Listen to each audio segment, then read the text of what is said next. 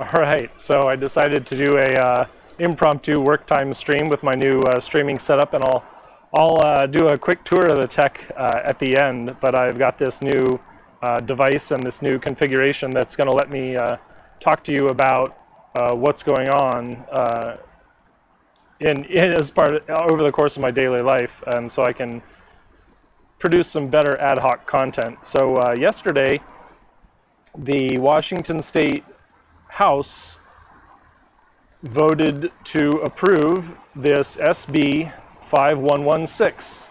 This is for moving Washington's economy to 100% clean energy. And I'm going to quickly go through this and see if we can determine what this means for nuclear energy. I'm sort of partially reading this cold. I got a good sense of that this bill was in general pretty good.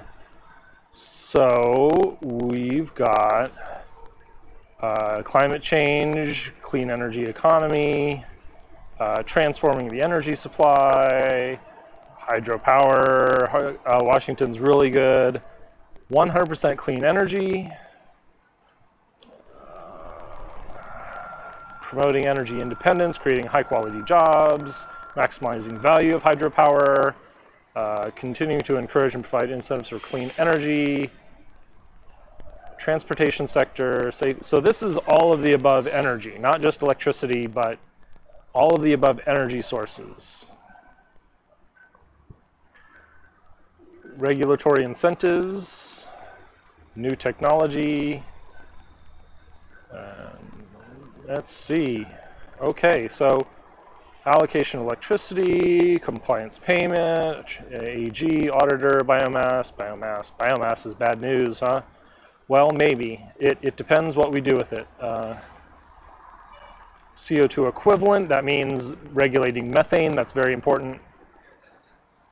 Coal-fired resource, you'll see a lot of news about this bill of retiring coal-fired resources. That's great. Demand response, boo. Why? Well, can't just run your solar and only have air conditioning when the solar is running. So demand response means that basically you will change your usage patterns. You will change your hot water heater to run when there is plentiful energy. You will change your air conditioning to run when there's plentiful electricity. So if there's not a high demand for natural gas and you have a gas heater, that's when your water heater can turn up. And that's the idea of demand response, is either through gas heating like that when it's not needed for electricity, or when your solar and wind energy is high and you would like your home to be heated or cooled with an electric pump or an air conditioner. And that's what demand response is, a very interesting tool, but not well adopted. And think about that. When you talk about BECCS, carbon sequestration, it is not well adopted at all. And so we don't really have incentives to pursue that. So we've got an electric utility, energy assistance. These are still the definitions: assistance need, energy burden, energy transformation project. Incentives for property owners. Fossil fuel, good. Governing body, good. More greenhouse gas and greenhouse gas content calculations. That's how we get our CO2 equivalent. More low income, market customer, natural gas. Naturally occurring mixture of hydrocarbons, principally of methane, including methane clathrate. Does not include renewable natural gas or the portion of renewable gas which is blended into other fuels. Okay, so we can have biogas. We can have gas reclaimed from non-fossil fuel sources, and that's okay as long as it doesn't go straight into the atmosphere. Non-emitting electric generation. That's very interesting. That's a very important phrase. That's what we should look at. Non-emitting electric generation. That's what the Green New Deal calls zero emission energy.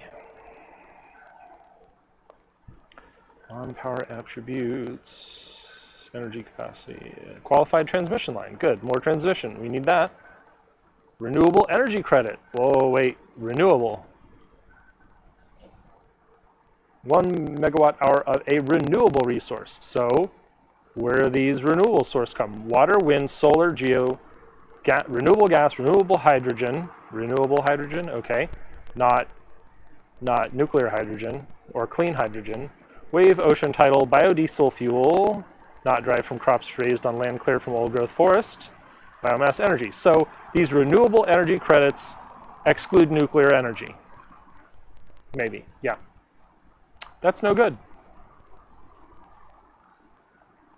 Retail electric customer, retail electric load, thermal, unbundled, unspecified electricity, vulnerable populations. So the problem I'm seeing developing is if we have a system of renewable energy credits and they exclude nuclear energy and the market forces are not great enough to limit the production of fossil fuel, natural gas, fracked gas, then we're going to have a negative price indicator against nuclear, against a clean energy source.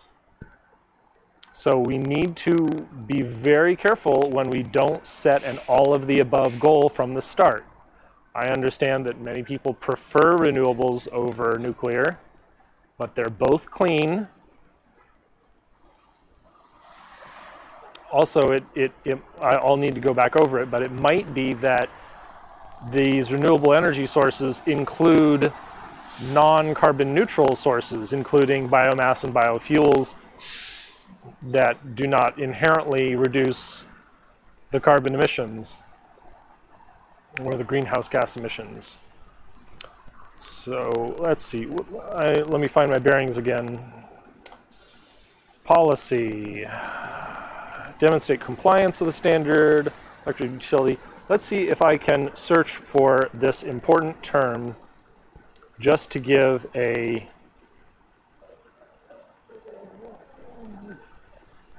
need to rewind myself. Okay, so I had coal, we had energy transformation.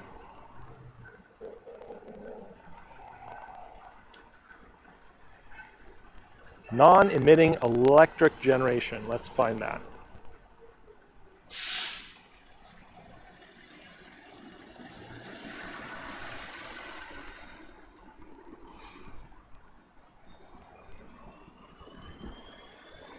I'll just find non-emitting. So we got 22 matches for non-emitting.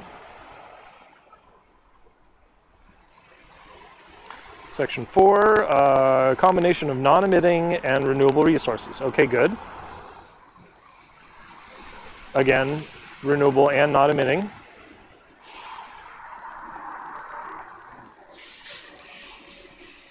So non-emitting electric generation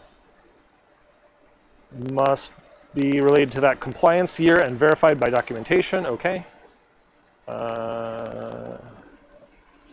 Okay, what about renewable? Do we have to verify the renewables? Okay, maybe.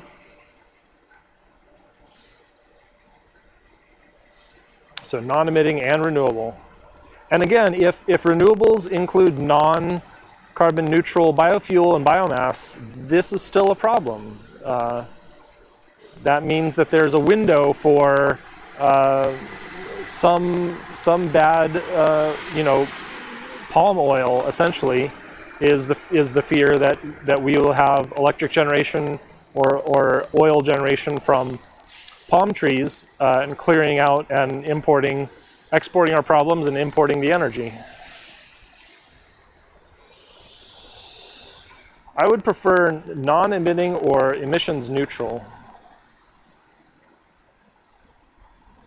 Have that option. Leave that window open. Say either if it's non-emitting or if the emissions are captured and sequestered. That's the right way of going. Fails to comply. Okay. Administrative penalties for utilities.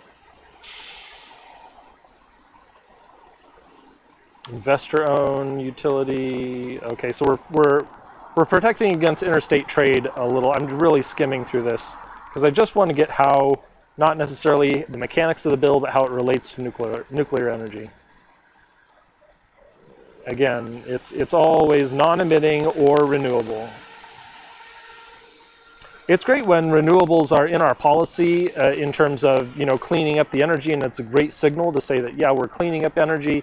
But when you let a fuzzy definition of renewables sneak into your bill, all of your signaling and all of your common sense goes out the window, because you make room for those emissive energy sources.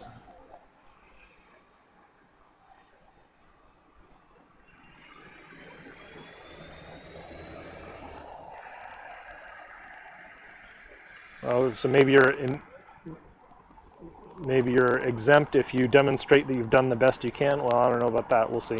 Okay. Lowest cost alternative portfolio. Okay. So there's lots of wiggle room for, we've done our best, but again, I'm gonna. Okay, so this is the second draft embellished. So basically, the Senate had a bill, and then they drafted that once, and then the House drafted it, and then drafted edited it some more. So there are changes, multiple changes all over the place from both houses of the Washington State Legislature. Qualified biomass energy must be considered a non-emitting resource. Oof, that's okay. Oh, okay, so it's from landfills and wastewater. That's okay. So this is a good one, that it's defining it as non-emitting. Well, why do we need the language about renewables then if you're just going to change the definition of non-emitting? We could just skip renewable and say non-emitting.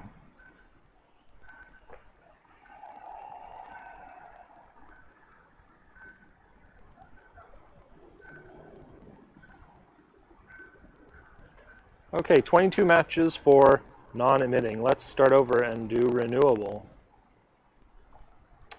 And then maybe we'll search for nuclear.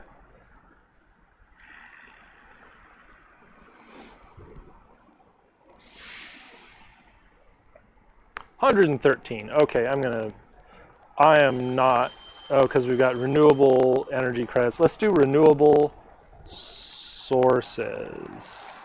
0, okay.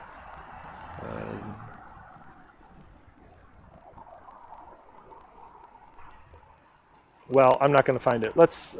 There's too many there. I've got to end this stream soon and get back to work. Maybe there's a few.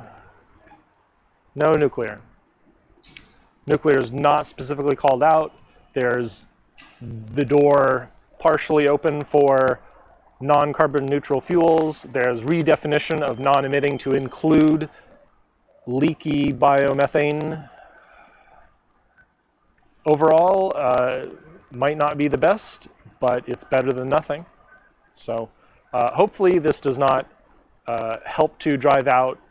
Our last operating nuclear power plant produces about 10% of Washington's electricity, about a third of our clean electricity, and it's very important to continue to support those clean energy resources. So again, thanks for visiting, and I will see you later.